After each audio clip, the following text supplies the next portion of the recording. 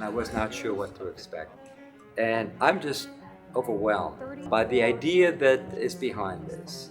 Never have I seen a group of individuals more motivated and devoted with no return to a cause that's important to all. I don't think that I met a group of my contemporaries who were as committed as these, or as knowledgeable, or as promising. I mean, it's really great. It gives you hope. The Creativity Foundation brings some of the world's most creative, gifted people together with the leaders of tomorrow.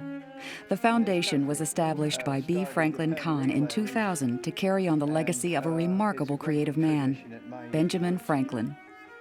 We ask questions such as, how might we encourage and recognize present-day creative and innovative thought and action? How can we arouse curiosity and imagination? How do we energize public service, scientific inquiry, and promote civic discourse? In collaboration with the Smithsonian Institution, since 2002, the foundation has given its Laureate Award to an individual who has displayed extraordinary creativity in one of the areas in which Franklin excelled: the arts, sciences, humanities, public service. Justice O'Connor, we wish you to have this award. Thank you, Mr. Kahn. I am thrilled to have it. We do not ask the laureate to give a speech. Instead of that, we have someone who is near and dear to the laureate who will ask very searching questions about his or her creativity. What comes out is from the heart. We are honoring you, among other things, tonight for creativity. And I was wondering, would you ever think that it is a good thing for someone to describe one of your opinions as creative?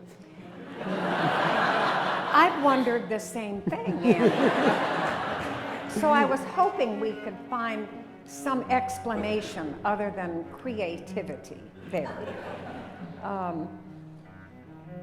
Maybe it takes some kind of a spark to find a path through a thicket of conflicting ideas and principles and precedents. The first time that I was struck with, I think we got it right. Yo-Yo Ma was asked, what is creativity? And he thought for a long time. He didn't have an answer. He said problem solving. You have to have some kind of big picture thing that influences you so that you're motivated. And sometimes it's small little steps and sometimes it's big steps. But constantly there's a balance between big picture and small picture. You have a great goal, but you can actually solve a little problem. And it just struck me. That's exactly what all of us who feel that we're successful in life are problem solvers. And sometimes the questions from the audience are just wonderful also. Do you believe mental calisthenics can improve the possibility of not having this memory loss as you get older? Yes. So I mean, the evidence for that is very shallow as yet.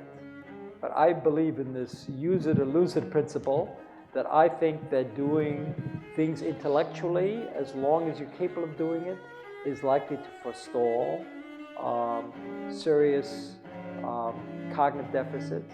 You're really going to have to stretch your mind. That need not be an academic discipline. You could do it in other ways. But do you see what I mean? I mean, you're going to have to really put some demands on your intellectual capability. That's why I'm here. Way in the back there. That's the nicest thing that I've heard all day long. I'm glad to welcome you into the Creativity Foundation. Carrying on a tradition of annual school medals begun by Benjamin Franklin in his 1789 will, the Creativity Foundation presents its annual Legacy Prize to a small, carefully selected group of college and high school students who have shown extraordinary creative promise. Winners are introduced by previous awardees, now their mentors, and they receive their medals from the Creativity Laureate. Warm congratulations. It's not just another award because it's something that needs to be passed on. And so therefore we must continue to demonstrate that we are creative, we are providing creative solutions to relevant problems in today's society. The highlight of the annual Creativity Celebration is an intimate, inspirational roundtable where Legacy Award winners, past and present, discuss creativity with the laureate and other notables like Nobel Prize winners and leaders of NIH, the Library of Congress, and the Smithsonian. It is these brilliant men and women talking about creativity with truly creative younger people. They're feeding on each other. When we were in the Spanish class, our teacher asked us, well, how many of you have actually tried to use your language skills in an environment, especially in New York City, where you can do that? And so we ended up doing that as a class. Did it work? As a class. Did it work? Of course it worked. Everybody was excited by what I had to say, and I in turn was excited to hear their stories because nobody was alike. Everybody had something unique to say, and once we got to know each other, then we could talk about more general ideas. And it was never my idea is better than yours. It was building off of each other. I didn't realize that creativity could be expressed in so many different aspects or realms and has such a wide spectrum. So one thing that really surprised me and took me away. And beyond that, I didn't think I was creative. And I still don't think I'm very creative, but I realized that creativity can be expressed in other ways. And I might have a slight touch of creativity. And that made me happy. It also gives me a little foresight towards the future. And There is no one formula to creativity. There are hundreds of different ways of doing it. Nonetheless, there are certain, technical skills. And of course, to be completely in line with Benjamin Franklin's original injunctive, that was an instance of what I wrote down, mutual mentoring. I think that's great. That's what this group Yeah, is going that's to do. really what this is about, yes. The biggest thing I see coming out of this is mentoring and guidance and learning from people who have been there and who you can rely on. I just feel so fortunate to be here. My hopes are that this mentoring program will continue to spread. It'll just, like the entire program, it will continue to grow and flourish.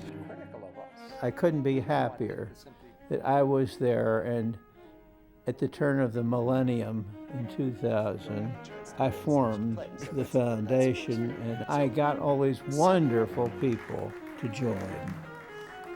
If that's my legacy, I couldn't be happier.